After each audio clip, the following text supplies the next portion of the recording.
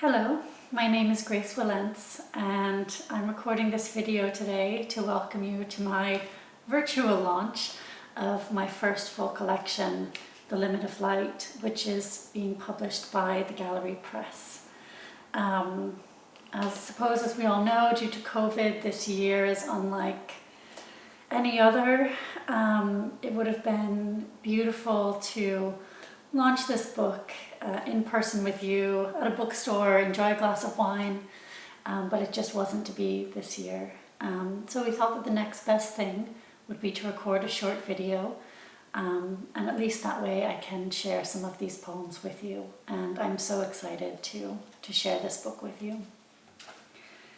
So before I begin, before I launch the book and share a few poems, I just had a few acknowledgements and thank yous that I wanted to make. So many wonderful people were involved in making this book possible. The first is my longtime friend and fellow poet, Alexander Rothman, who was incredibly helpful to me in the order and structure of the poems in this collection. I'm so grateful for his help. Another was Rosamund Taylor, a good friend of mine, who I'd like to thank for her generosity and friendships and all those coffee mornings of writing poems and sharing poems together. And I'd like to thank Claire Keegan, the writer, for her kind mentorship and for showing me the way over the last year. I've really appreciated it. And of course, my heartfelt thanks to the team at the Gallery Press for this, and I'm sure you'll agree, is a really beautiful book. Thank you so much to Peter, to Jean, to Anne, and to Suella for the extraordinary work that you've done on this book. I couldn't have asked for a more beautiful book. And also, I suppose I'd just like to thank the wider poetry community, and in particular, two writers groups I'm a part of. One, the Lord Edward Poets, who meet in the Old Fish restaurant above the Lord Edward pub once a month. I think we've been working together these 5 years. Excuse me. And the friendship and solidarity has just meant the world to me.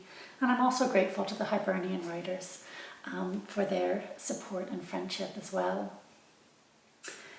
And in particular, over the last year, I've had a lot of connection and collaboration with writers and artists and filmmakers beyond Dublin and beyond Ireland even. And for that, I would really like to thank the painter Carol Hodder, bookbinder and artist Ailish Murphy, Marcia Swan, who is also a maker of books, and Gabriella Concha Valcarcel, the filmmaker. Just working with you has given me so much inspiration to keep going over the last year, and I'm truly grateful. And I suppose finally, I would like to thank the Arts Council for a very generous literature bursary that helped me to complete this book. I had a truly beautiful year of being able to create thanks to that grant. So I suppose without further ado, I'd love to take you into some of these poems. The first one I'm going to read is actually, you might know it if you've read my debut pamphlet, Holding Distance, which was published by Jennifer Grigg at the Green Bottle Press last year. And this poem is about, I suppose every artist has an innate feeling for their own tools, and that there's kind of joy in navigating your way through using those tools. For me, it's the pen in hand. The feeling of writing has always been incredibly reassuring and soothing. But also, when I was in school, I ended up going from a New York City public school to a private school, and the school required that you write all your assignments in cursive, and I didn't know how to write in cursive. So every morning I had to come to school an hour early to practice cursive, or I think you also call it joined up writing, which would sound like punishment, but in that quiet classroom I just learned to love the feeling of writing. So this poem is called Handwriting. It took all my focus and patience to learn to write in script. Hours of practice, rising early to sit alone in the classroom, tracing a letter again and again. Knowing the room's four walls and the silence, and understanding that I had to catch up. In private school, you do not print. It was this routine of rising early, to practice alone, through which I felt each letter's form slope into meaning. I continue my task of tracing the letter. And in the next poem I'm going to read, quite a few of the poems in this book deal with grief and grieving. And in part, it's because it's very autobiographical. I lost both my parents at a young age. And, sustaining those losses is immensely challenging. And it's hard to ever think of something like that as having any gifts or fruits to bear. But I suppose, for me, the one pearl that all that loss has to offer is a certain degree of wisdom and kind of knowing one's own resilience. So this poem is a little bit about that. It's called Luthier in the Forest. And I didn't know what a luthier was, but a luthier is somebody who makes string instruments. And this poem is after a friend of mine, David Lynch, who was a jack of all trades. He sadly passed away last year, but he told me a story about a stint he did as a luthier himself. And it was from that friendly conversation this poem sprung. So this is Luthier in the Forest. To make a fine instrument, what's needed is a good timber, come from a tree that struggled to grow. Exposed to extremes, the winter freeze that stunts, forcing each ring in a little tighter, until a greater solidity forms, to hold and carry vibration, tone, brilliance.